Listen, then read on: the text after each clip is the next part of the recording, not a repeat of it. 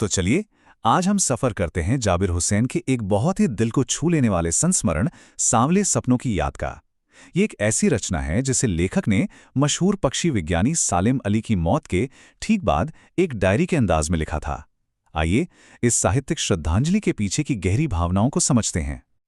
लेखक कुछ इस तरह बहुत ही काव्यात्मक अंदाज में सालिम अली की आखिरी यात्रा के बारे में बताते हैं।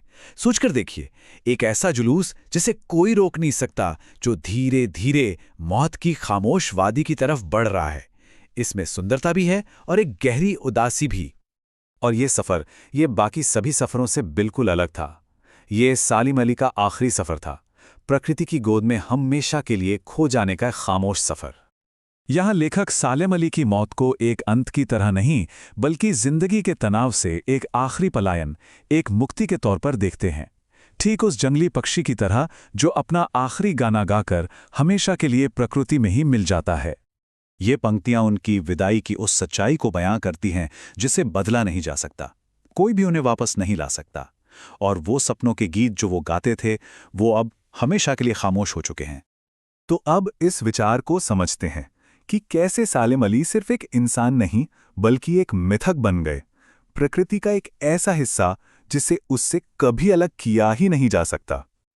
और ये हैं वो शख्स सालिम अली, जिन्हें हम सब बर्ड वॉचर ऑफ इंडिया के नाम से जानते हैं। जब कैंसर की वजह से उनका निधन हुआ तो वो लगभग 100 साल के थे, लेकिन फिर भी उनकी आंखों की वो चमक जो हमेशा दूर दूर तक पक्षियों को खोजती थी, वो आखिरी सांस तक कायम रही। यहाँ लेखक ने एक बहुत ही कमाल की और बहुत ही सुंदर तुलना की है। वो कहते हैं कि जैसे आज भी अगर कोई वृंदावन जाए तो ऐसा लगता है मानो कहीं से कृष्ण की बांसुरी की धुन सुनाई दे जाएगी। ठीक उसी तरह जब भी हम प्रकृति को देखेंगे, हमें हमेशा सालिम अली की याद आएगी। उनका होना, उनका अस्तित्व प्रकृति के साथ कुछ ऐसा घुल मिल गया है कि उन्हें कभी भुलाया ही नहीं जा सकता। तो चलिए, अब सालिम अली की उस अनोखी दुनिया में चलते हैं जिसे उन्होंने अपनी कड़ी मेहनत और प्रकृति के लिए अपने बेइंतहा प्यार से खुद बनाया था। सालिम अली का जीवन पक्षियों के लिए एक मुकम्मल समर्पण था। उनकी दूरबीन तो जैसे उनके शरीर का ही एक हिस्सा बन गई थी, जो सिर्फ उनकी मौत के बाद ही उनसे अलग हुई। वो सिर्फ प्रकृति को देखते नहीं थे, बल्कि ऐसा माहौल बना देते थे कि प्रकृति भी उनके प्रभाव में आ जाती थी। और इस पूरे सफर में उनकी पत्नी तहमीना स्कूल के दिनों से ही उनकी हमसफर और सबसे बड़ी ताकत थी। अब एक बहुत दिलचस्प किस्से की तरफ बढ़ते हैं। एक बार की बात है, सालिम अली केरल की साइलेंट वैली को रेगिस्तानी हवाओं के असर से बचाने के लिए उस वक्त के प्रधानमंत्री से मिलने पहुंचे। और वहां उन्होंने प्रधानमंत्री चौधरी चरण सिंह के सामने पर्यावरण पर आने वाले खतरों की एक ऐसी सच्ची और दर्द भरी तस्वीर रखी जो किसी के भी दिल को छू जाए। और उनकी बातों का असर देखिए। जो प्रधानमंत्री खुद जमीन से, गांव की मिट्टी से जुड़े थे, उनकी आंखें भी सालिम अली की बातें सुनकर नम हो गईं। ये इस बात का सबूत था कि सालिम अली के जुनून में और उनकी बातों में कितनी सच्चाई थी। अब आते हैं उस एक पल पर, उस एक घटना पर जिसने सालिम अली की जिंदगी की दिशा हमेशा हमेशा के लिए बदल दी। आखिर ऐसा क्या हुआ था? वो कौन सी घटना थी जिसने एक आम से बच्चे को भारत का सबसे बड़ा पक्षी प्रेमी बना दिया?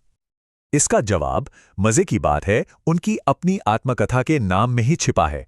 फॉल ऑफ अ स्पैरो, यानी एक गौरैया का गिरना। हुआ यूं कि बचपन में उनकी एयरगन से एक गौरैया घायल होकर गिर पड़ी थी। उस गौरैया के गले पर एक नीला धब्बा था जो आम गौरैयों में नहीं दिखता। बस उस एक छोटी सी घटना ने उनके अंदर पक्षियों की दुनिया को जानने और समझने की एक ऐसी जिज्ञासा पैदा कर दी जो जिंदगी भर उनका रास्ता रोशन करती रही। लेखक यहाँ एक और बहुत दिलचस्प बात बताते हैं। वो सालिम अली की तुलना अंग्रेजी लेखक D.H. लॉरेंस से करते हैं। दोनों का ही प्रकृति से एक बहुत गहरा, एक रूहानी रिश्ता था।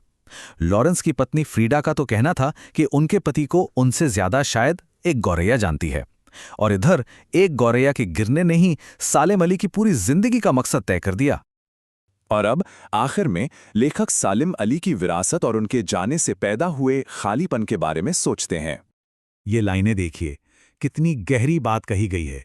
मतलब सालिम अली का प्रभाव एक टापू की तरह सीमित नहीं था, बल्कि वो एक अथाह सागर की तरह थे, जिसकी कोई सीमा नहीं थी, कोई अंत नहीं था। जो लोग उन्हें जानते थे, जो उनकी घुमक्कड़ आत्मा से वाकिफ थे, उन्हें आज भी ऐसा लगता है मानो वो कहीं गए ही नहीं हैं, बस पक्षियों की खोज में किसी और सफर पर निकल गए हैं और अभी अपनी दूरबीन के साथ कुछ नई खोजें लेकर लौट आएंगे। और लेखक हमें इसी मार्मिक सवाल के साथ छोड़ जाते हैं, सालिम अली तुम लौटोगे ना? ये एक ऐसा सवाल है जो शायद हमेशा उनकी यादों के साथ हम सबके दिलों में गूंजता रहेगा।